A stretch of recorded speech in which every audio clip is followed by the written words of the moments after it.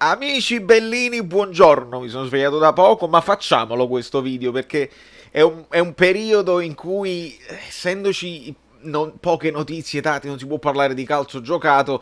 Secondo me dobbiamo approfondire il mercato, ci sono novità importanti. Mi sono svegliato prestissimo, ho acceso la radio e la prima cosa che ho sentito, tra l'altro dall'ottimo Diego De Luca di Radio Kiss Kiss, che io ve lo dico sottovoce, sto preparando un'intervista con lui. Però beh, andiamo avanti, io voglio alzare sapete, la qualità di questo canale. Iscrivetevi al canale perché è importante, poi voi sapete le notizie in anteprima. Si parla clamorosamente. Dopo aver parlato di rinnovi vicini, Maximovic ha fatto una grande stagione, si punterà su di lui quasi come titolare perché Koulibaly se ne andrà. Si parla di Maximovic sul mercato con l'Everton molto interessato al giocatore. Adesso l'Everton è la nuova squadra di cui tutti parlano perché si è parlato anche di Lozano, perché Ancelotti stanno all'Everton e dice questi li conosce, alcuni magari gli piacciono e quindi si vuole pigliare tutti, si vuole pigliare Lozano, si vuole pigliare Maximovic, si vuole pigliare anche Luperto e Haaland. Credo che sia un po' troppo, no? Una squadra che, se abbiamo detto che lo spogliatoio, Ancelotti non aveva lo spogliatoio in mano, com'è? Poi te li pigli tutti. Mi sembra un po' strano.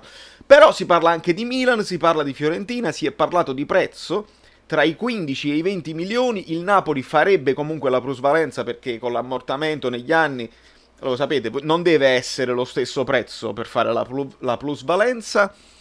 E quindi, clamorosamente, è una novità assoluta, dove il Napoli è all'orlo di una rivoluzione vera e propria, perché se ne andranno tantissimi giocatori, e allora se se ne va Maximovic si apre anche il posto per Gabriel a livello di extracomunitario. Ho fatto un po' di ricerca, se ne esce uno ne può entrare un altro, il numero di extracomunitari dovrebbe essere 3, sto ancora approfondendo perché sui siti non è chiarissimo. Però, insomma, ne esce uno, ne può entrare un altro. Devo approfondire il discorso dei passaporti, perché alcuni sono extracomunitari ma hanno passaporti comunitari. E quindi, per esempio, Yusai è uno di quelli che è extracomunitario, però giocando in nazionale da molti anni è diverso lo slot, quindi questo è un discorso che approfondirò per voi. Però si parla quindi di Maximovic fuori, il che significa che se tu parti con Manolas titolare, inamovibile, devi sostituire probabilmente Koulibaly.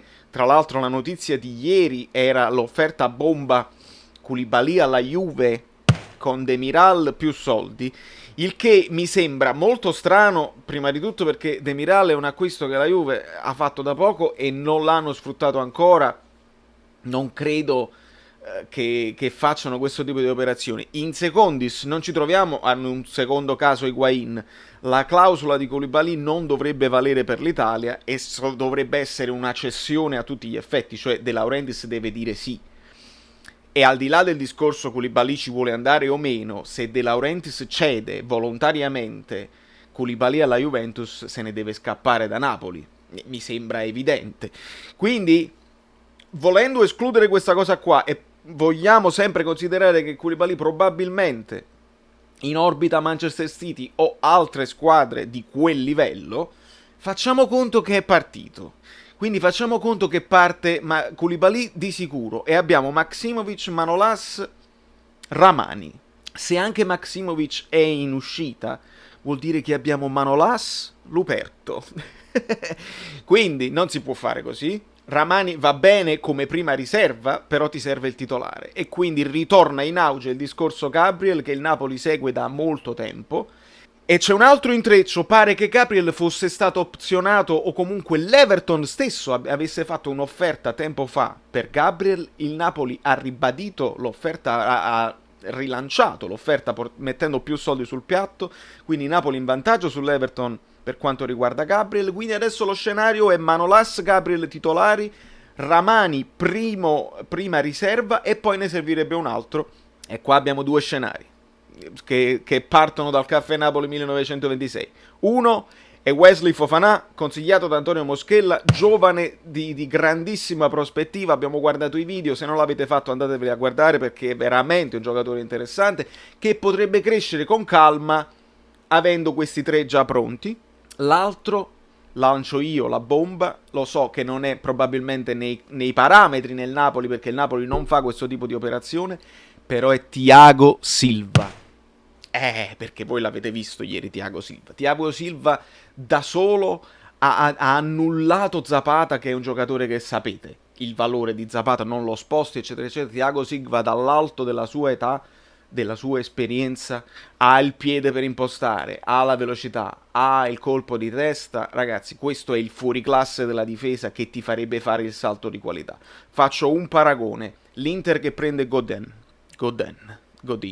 Quando l'Inter prende Godin, è un giocatore che non è stato molto apprezzato nel campionato italiano, perché ha avuto probabilmente anche a livello fisico non un rendimento esagerato, però adesso l'Inter se lo sta trovando nei momenti decisivi dove si stanno giocando l'Europa League, il Napoli, l'Europa League. Allora, se il Napoli veramente vuole darsi una chance per vincere l'Europa League, ti devi pigliare quel giocatore là, devi pigliare Thiago Silva, gli devi dare un sacco di soldi.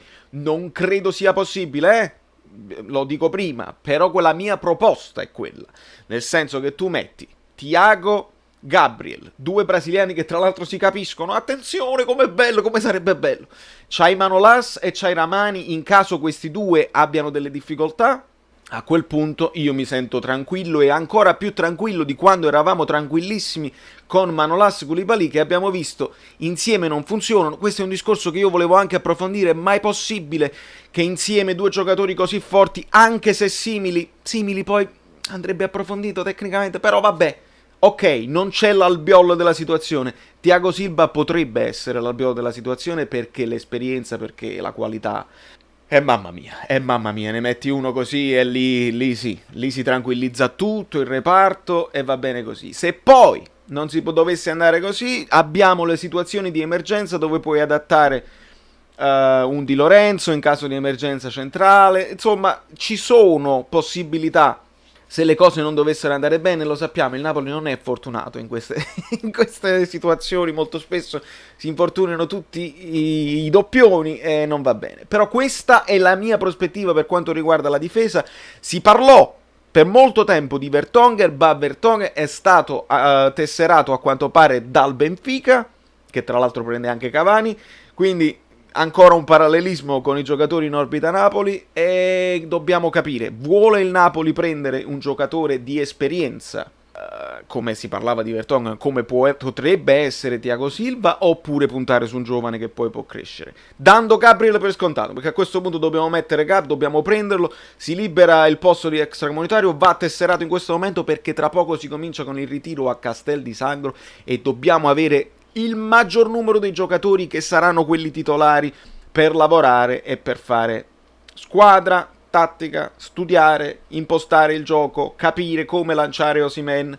È molto interessante, sarà un'estate calda, difficile, ma il Napoli mi sembra sul pezzo sul mercato, e quindi sono abbastanza fiducioso. Fatemi sapere nei commenti cosa ne pensate della situazione Maksimovic, se l'avreste confermato, se lo volete, se siete d'accordo con la cessione, e non dimenticate di andare a farvi un giro sul fluido.net qua, perché l'amico Bellino Pasquale, ve lo faccio vedere subito in diretta, cambiamola così e poi 1, 2, 3, boom, l'amico Pasquale ha ricevuto la maglietta, è bellissima, ti sta benissimo, il grande selfie, e quindi grazie per il supporto. Sapete che tutti quelli che mi supportano poi vanno a finire nel gruppo segreto di Telegram dove si parla di questo e altro.